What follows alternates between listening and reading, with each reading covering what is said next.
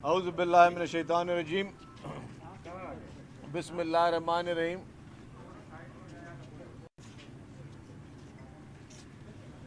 حکومت سندھ نے ایک اہم فیصلہ کیا ہے جس کا اطلاق فوری طور پر سندھ بھر میں یہ نافذ العمل ہے۔ حکومت سندھ نے تمام سرکاری پروکیورمنٹ پروسیس میں اور تمام جو حکومت کے کام ہیں اس کو ای ٹینڈرنگ کے ذریعے کرنے کا فوری فیصلہ کیا ہے۔ وزیر اعلیٰ صاحب نے کل یہ پالیسی اناؤنس کر دی ہے۔ اب کے بعد سندھ بھر میں جتنے بھی پبلک پروکیورمنٹ کی چیزیں ہوں گی، جتنے بھی ٹینڈرز ہوں گے سرکاری، چاہے وہ ہر سیکٹر کے، جن سیکٹرز کو بھی ایگزیمپشن تھی وہ ساری ایگزیمپشنز ختم کر کے اب تمام سرکاری کانٹریکٹس اور ٹینڈرز پروکیورمنٹ وہ ای ٹینڈرز کے ذریعے ہوں گے۔ اس کا مقصد حکومت سندھ کا یہ ہے کہ تمام سرکاری چیزوں میں، سرکاری جتنے بھی محکمے اس میں شفافیت کو اور زیادہ جو ہے وہ باوقار کرایا جائے، کیونکہ جس طرح ٹیکنالوجی ترقی ہو رہی ہے تو اس ٹیکنالوجی سے ہمیشہ فائدے لینے چاہیے، اور فائدے یہ لینے چاہیے کہ آپ نے اپنے تمام وہ لوپ پولز بند کرنے، وہ ساری چیزیں آپ نے روکنی ہے جس کی وجہ سے کسی بھی قسم کی بدعنوانی ہو سکے۔ تو حکومت سندھ نے امیڈیٹلی طور پہ سندھ بھر کے تمام محکمے جات میں، چاہے وہ محکمے جو ہے وہ جس میں کوئی روڈ سیکٹر ہو، بلڈنگ سیکٹر ہو، ہیلتھ سیکٹر ہو، جتنے بھی سیکٹرز ہیں ان میں پروکیورمنٹ کے لیے صرف اور صرف ای ٹینڈرنگ اور ای پیڈ کے ذریعے وہ ساری چیزیں ہوں گی۔ اس کے علاوہ تمام جو ٹینڈر کے پروسیجر ہیں وہ سارے ختم ہو جائیں گے۔ اس سے ہم یہ محسوس کرتے ہیں کہ ہم جو شفافیت لانا چاہ رہے ہیں اور شفافیت کی بات کریں، اس میں زیادہ مزید جو ہے وہ ہمیں ترجیح ملے اور اس سے تمام وہ چیزیں بہتر انداز میں چل سکیں جس سے لوگوں کا پیسہ بچ بھی سکے۔ جو پبلک کا پیسہ ہے اس میں بدعنوانی کو سب سے زیادہ جو ہے وہ روکنے میں مدد ملے۔ تو اس میں حکومت سندھ کا یہ فیصلہ فوری طور پر آج سے نافذ العمل ہے۔ اب کے بعد اخباروں میں جو بھی آپ دیکھیں گے جو ٹینڈرز کے پروسیس وہ سارے ای ٹینڈرنگ کے ذریعے ہوں گے۔ سر یہ سیاسی جماعتوں کے نام پر کچھ لوگ اس اداروں کو بدنام کریں، پی ٹی آئی کی بات ہم کر رہے ہیں اور ایک ٹیم منظم مہم چل رہی ہے، ڈی ٹی آئی سے اس کو پریس کانفرنس ضرور کی ہے، لیکن اس کے بعد پی ٹی آئی کی ایک پارٹ 2 مہم شروع ہوئی ہے جو پھر افواج پاکستان کو ملان کرنے کے حوالے سے پیپلز پارٹی کے سلسلے میں کیا معاملہ ہے؟ دیکھیں جی، پاکستان پیپلز پارٹی سمجھتی ہے کہ پیپلز پارٹی نے اس ملک میں سب سے زیادہ ظلم سہے ہیں، پیپلز پارٹی نے سب سے زیادہ قربانیاں دی ہیں، اس کے باوجود کبھی پیپلز پارٹی نے جو ہے وہ کبھی اداروں کے خلاف سازشیں نہیں کی، ملک کے خلاف سازشیں نہیں کی۔ آپ کو یاد ہوگا کہ چیئرمین بلاول بھٹو زرداری صاحب جب بیرون ملک گئے اور ان سے اس وقت اپوزیشن میں تھے، بلاول بھٹو زرداری صاحب ایم این اے تھے، عمران خان وزیر اعظم تھے، جب ان کے بارے میں غیر ملکی میڈیا نے سوال پوچھا تو انہوں نے کہا کہ جی وہ میرا پرائم منسٹر ہے، میں ان کے خلاف کوئی بات نہیں کروں گا۔ یہ میچورٹی کا مظاہرہ تھا۔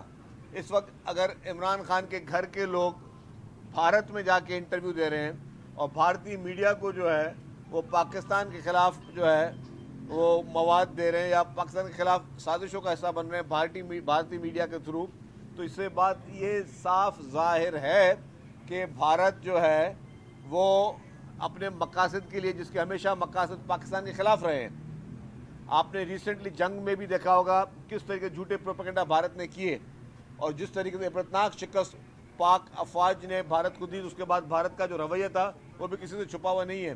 تو جو بھارت جو ہے وہ آپ کے ملک کے ہمیشہ خلاف رہا ہے اور وہ پی ٹی آئی کو ماضی میں فنڈز بھی کرتا رہا ہے، تو ادھر جا کے آپ انٹرویوز دے رہے ہیں اور اپنے ہی ملک میں آپ جو ہے اپنے ملک کے سربراہوں کے خلاف جو ہے وہ غلط طریقے سے آپ پروپیگنڈاز کر رہے ہیں، آپ باقاعدہ پیڈ مہمیں چل رہی ہیں آپ کی۔ تو ظاہر ہے اس میں ہمارا موقف پیپلز پارٹی کا بالکل کلیئر ہے۔ پیپلز پارٹی چاہتی ہے کہ جمہوری روایتیں چلتی رہیں، لیکن کوئی بھی جماعت ریڈ لائنز کراس نہ کرے۔ ریڈ لائن کا مقصد ہم یہ ریڈ لائن نہیں بول رہے کہ جی آپ کسی میں تنقید نہیں کر سکتے، آپ مطلب ہم نے تو مارشل لاء کا مقابلہ کیا عمران خان کی پارٹی نے ابھی تو کوئی مارشل لا نہیں دیکھے. عمران خان کی پارٹی کسی بھی ورکر کو ابھی تو کوڑے نہیں پڑے. عمران خان کی پارٹی میں کسی بھی شخص کو جو ہے پھانسیاں نہیں لگیں. یہ پھانسیاں، یہ کوڑے، یہ لال قلعے، یہ سخت سے سخت سزائیں، اور جس طریقے سے میں نے کہا کہ پیپلز پارٹی کی پوری لیڈرشپ اس ملک میں اس نے اپنے جان نذرانے دیے جمہوریت کے لیے، ڈیموکریسی کے لیے.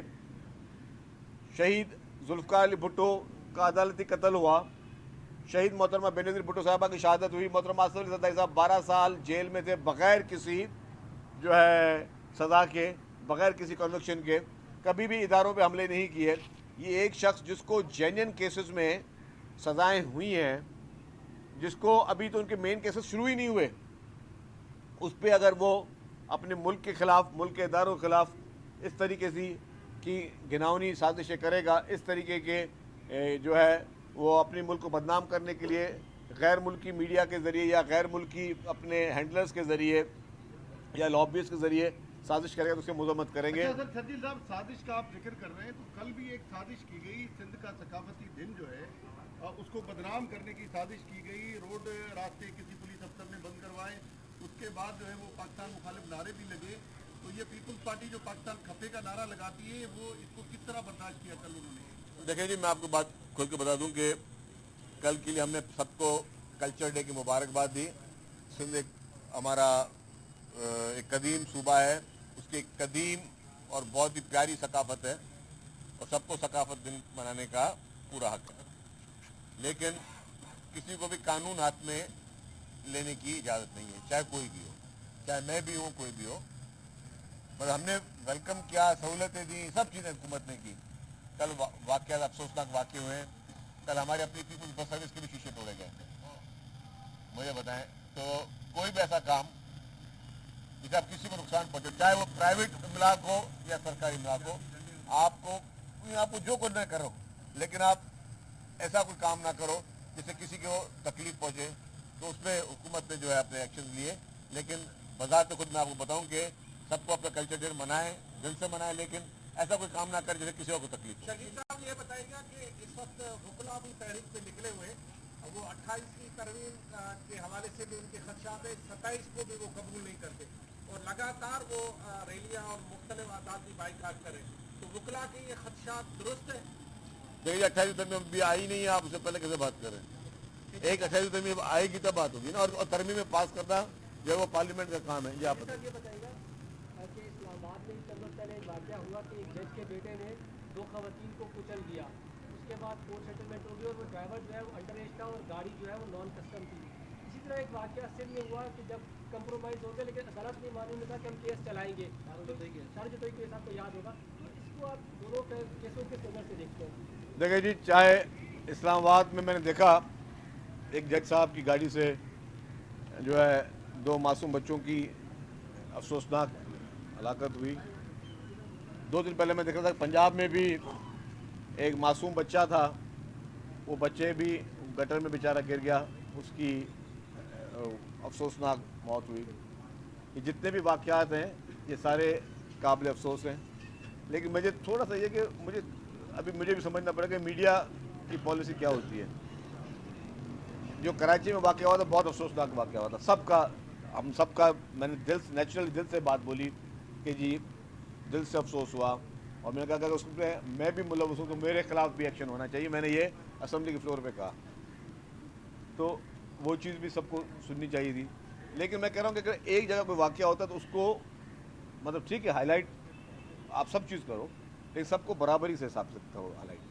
کیوں نہیں اتنے بڑے پروگرام جو پنجاب میں بھی 2-3 دن پہلے واقعہ ہوا ہے اس پہ کوئی اتنے بڑے شور نہیں مچا. یہ جو آپ بتائیں جج صاحب کی گاڑی سے 2 بچوں کا ہوا اس پہ کچھ نہیں مچا. تو یہ عجیب وغیرہ تھوڑی چیزیں، لیکن سارے واقعات قیمتی جان، ہر جان قیمتی ہے، اور غلطی ہے یا قصور جس کا بھی ہو اس کو سزا ملنی چاہیے. اگر غلطی ہے تو اس کے جب تک لوائقین معاف نہ کریں تب تک معافی نہیں ہونی چاہیے. اور اگر کسی کی کوتاہی ہے، کرمنل نیگلیجنس ہے، تو اس کو سزا ملنی چاہیے. دیکھیں آپ نے سندھ میں دیکھا کہ جیسے یہ کراچی کا واقعہ ہوا معصوم بچے کا، چیف منسٹر صاحب نے فوری طور پہ ایکشن لیا، اور جو محکمے اس میں انوالو تھے، چاہے واٹر بورڈ کے محکمے انوالو تھے، KMC کے محکمے انوالو تھے، جتنے محکمے انوالو تھے उनके जो अफसरान इन्वॉल्व थे उनको चीफ मिनिस्टर साहब ने उनको सस्पेंड किया और कहा कि जी ये कोताही किसी भी सूरत में बर्दाश्त नहीं होगी।